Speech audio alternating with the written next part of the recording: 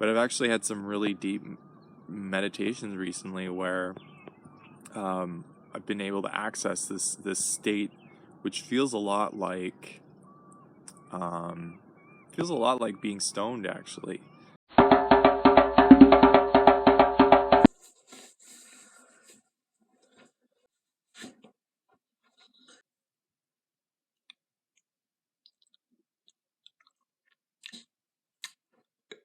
It's 7 a.m. and I have been trying to get my sleep schedule back to the way I want it, which has been really hard because since the winter I've been staying up pretty late and getting up pretty late. I personally really enjoy getting up in the morning and being up before the sunlight. And I have been trying to get up earlier every single day. And but it gets harder if you stay up late every night, which for some reason my body wants to work at night. It's so strange. I don't like it. I don't like it at all. So even though it's not very early right now, 7 a.m., it feels really early. And since I moved into this place, this new place about a month ago, I haven't managed to get my full routine down every morning.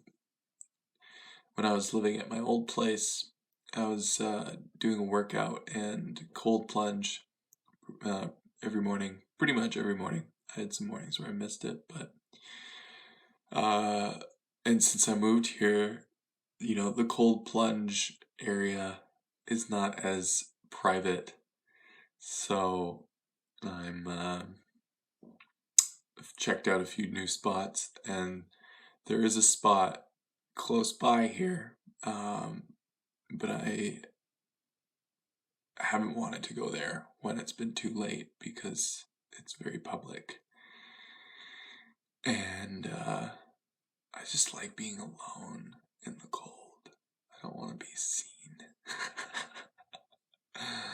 It's like way better for me for some reason. I'm going to go for a nice little walk. It's not too far away. See you out there.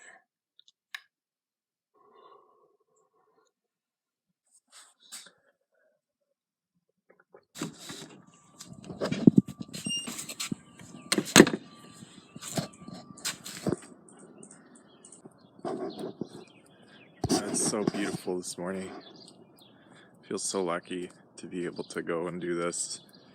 Keep thinking about all those people in the bigger cities right now who are just stuck inside. Oh man, I feel for you. I definitely wish I could transport this situation to everybody.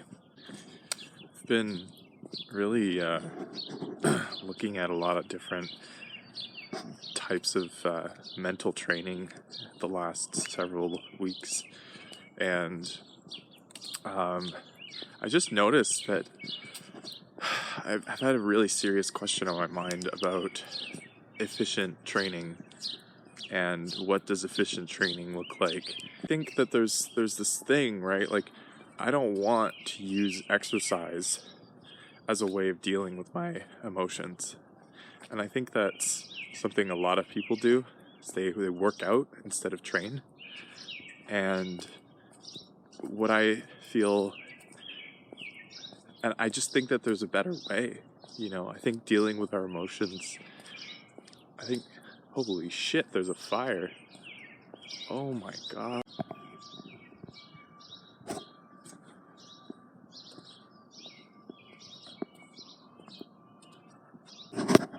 Shit, there's a fire. Oh yeah.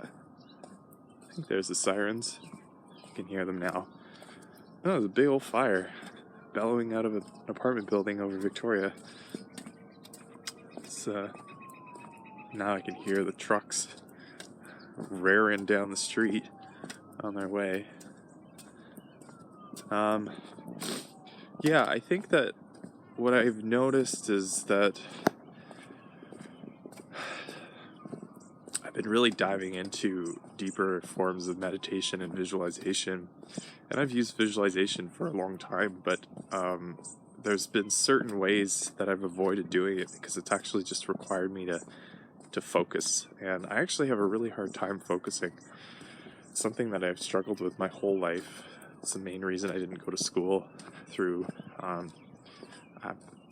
I didn't go to university and why I didn't continue on to do education, because I actually had a really hard time reading books and focusing in. And so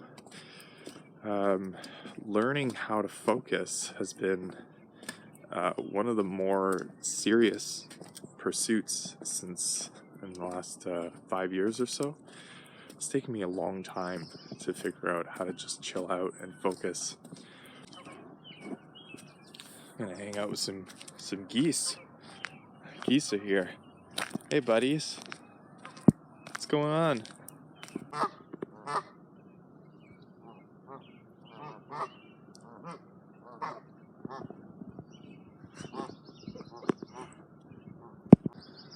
I've been doing a lot of digging around meditation and around brain waves and seeing a lot of things that are pointing towards the reality that you just don't learn as well if you're overstimulated, and that if you can calm yourself down and you can open yourself up to your imagination, to these theta waves, which I'm learning about, that theta waves are, and you want coherent theta waves. Now I'm just learning about this stuff, so forgive me if I butcher it for all you brain nerds out there, but it seems like being in theta requires you to disconnect from your environment to a certain extent, in that your environment, if you're just connected to your environment and you're not connected to yourself and your intention and what you really want, there's a high probability that you're going to come from a reactive place. And so where you start discovering more about what you're capable of and start doing visualizations is in this kind of theta wave, bit more dream state, imagination state. And so it's led me, and I've been doing a lot of digging around visualization for some time now, and it's really worked for me to get some results in my life, and it's worked for me to create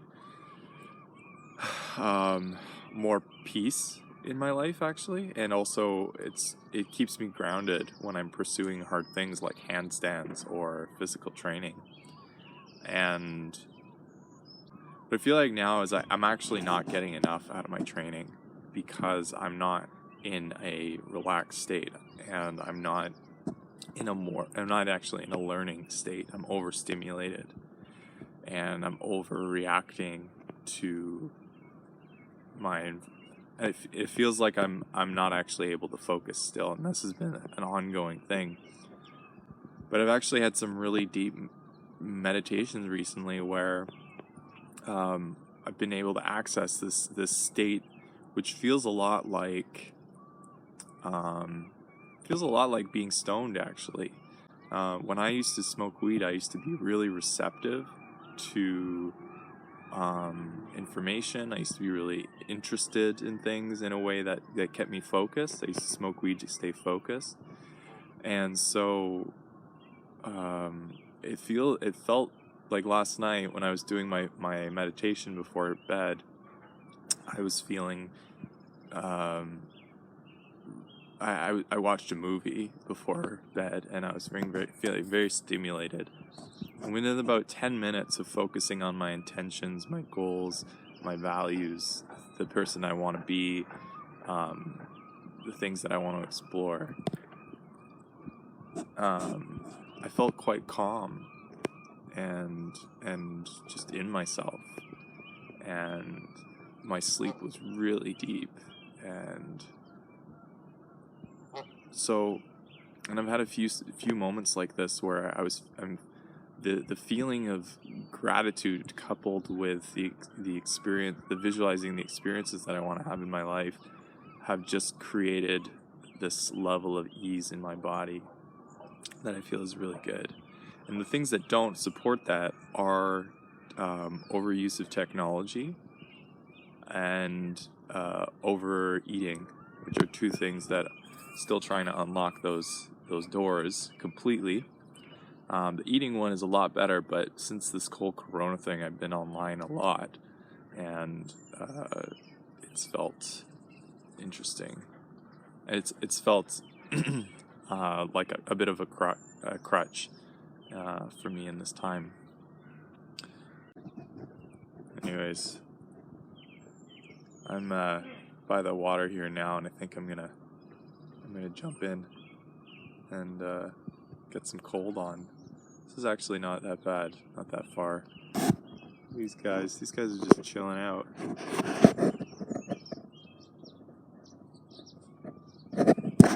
Such big birds. Hey you. For the last 3 weeks, I have not really been doing my normal, quote-unquote normal training. I've been really just exploring mindfulness, brain techniques, brainwashing, self-brainwashing, ways of unlocking my mind and visualization. And it's really interesting how when you're training, oftentimes you'll hit a spot where certain things feel easy and certain things will feel a bit harder, and you want to go towards them, right? You want to challenge yourself. You want to just continuously try harder and harder things, and you forget the fundamentals. You don't really focus on them. Or I have gone through phases where I just don't even work on the fundamentals. And what I've noticed is that my stress level has gone down substantially by just focusing on the fundamentals again.